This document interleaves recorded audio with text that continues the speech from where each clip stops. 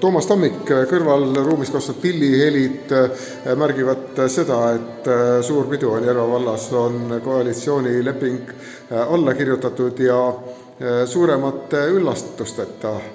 Mis moel sa seda otsust kommenteerid? Ühest küljest ma arvan, et see on selline loogiline asjade käik, et me oleme Isamaaga olnud 4 aastat koalitsioonis, kandnud seda valitsuse vastutust ja mille üle on hea meel, siis see, et nendel valimistel valija, vaatamata sellele, et me oleme teinud keerulisi, kuid vajalikke otsuseid, on meile usaldanud selle enamuse volikogus. Siit tuleb muidugi kohe välja see küsimus, mis tuleks ilmselt küll mõnele teisele esitada, küll esitame ka. Et kui Isamaa lubas suuri muutusi, kas teil valimiste eel, kui te ka üsna sõbralikult käsikäes käisite, oli ka arutelu selle üle, et mis me selle sloganiga peale hakkame? Jah, eks see Keskerakonna slogan ju on sarnane ummikust välja, et ma arvan, et Järva valla puhul nii Isamaa üleriigiline slogan kui ka Keskerakonna üleriigiline slogan ei sobi, sest meil arvan on asjad joone peal, asjad korras, küll aga ma arvan, et riigis toimuva kohta sobivad mõlemad sloganid. No oleks võinud panna ju, et 4 aastaga ummikusse siis saaks välja tulla. Jah, just. Aga kuidas, kui päris tõsiseks jääda, siis kas see valimiste hetk praegusel hetkel midagi ka tegevuses muudab? Kas oli näiteks otsuseid, asju, plaane, mis tuli puht pragmaatilistel põhjustel edasi lükata, et valimistulemus väga halvalt ei tuleks? Ei ole, et me tegime kõik vajalikud otsused ära, nagu ma ütlesin, me hoidsime 4 aastat seda valitsusvastutust. Isegi enne valimisi ju kõik teavad, me tegime selle aasta sees raske otsuse, mis puudutas Ambla kooli saatust, kus me sulgesime selle.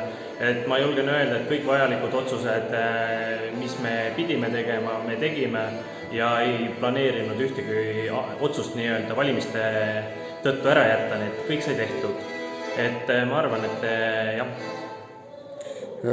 Sinu enda ja Isamaa poolt nüüdseks juba Kadrina vallavanemaks saanud Siim Omerovi ühine raadiodebatt oli üks vastuolude vaesemaid, aga samas ka kõige konstruktiivsemaid. Väga konkreetselt olid need teemad, mis hakkab edasi saama. Kordame üle, mis on siis laual? Mis siis nüüd, kui on ikkagi selge, tõesti see tee koos jätkub, mis hakkab toimuma praegu kõigepealt? Jaa, paratamatult Järva valla väljakutse on hõre asustus ja suur pindala, et me peame oma kulusi hoidma väga teadlikult kontrolli all, siis me saame nii-öelda rõõmu rohkem valda tuua. Aga investeeringute vaates julgen välja tuua Järva-Jaani koolihoone, mis on meie kindel siht 4 aasta jooksul ära teha, aga samas täna allkirjastatud koalitsioonileppes on mitmeid teisi tegevusi, nagu Peetri lasteaia rekonstrueerimine, Koigi teeninduskeskus, et kui rääkida nii-öelda investeeringukavast, siis nendes osades paralleelselt meil on ikkagi sihid suuremad kui ainult üks investeering, nii et liigume nendes osades edasi, aga valimised on see hea aeg, kus tegelikult vaadata otsa möödunule, teha omad järeldused ja korrektuurid, nii et ma arvan, et millega me eelmisel perioodil jäime mõnevõrra hätta, on avalikkuse hea teavitamine, ehk teinekord võib-olla inimesed ei mõistnud meie otsuse tagamaid, et kui me seda teinuks paremini ja veelgi paremini, siis ma arvan, et mingid sellised vaidluskohad oleksid olnud võib-olla natuke väiksemad. Et tulles viimase küsimusena veel korraks valimiste ja valimisjärgse juurde tagasi, kas nendest nimekirjades, kes praegusel hetkel taas opositsiooni paigutuvad, keegi tegi sellise katse, et tuli ja pöördus, et meil on parem plaan kui Isamaal? Jutule tulid kõik, selles suhtes, et kõik on, kuigi ütlen ära, et valimisliit ei tulnud meiega konkreetselt jutule, aga EKRE tuli meiega vestlema ja seda, kas neil oli parem plaan kui Isamaal, seda nad ei tutvustanud.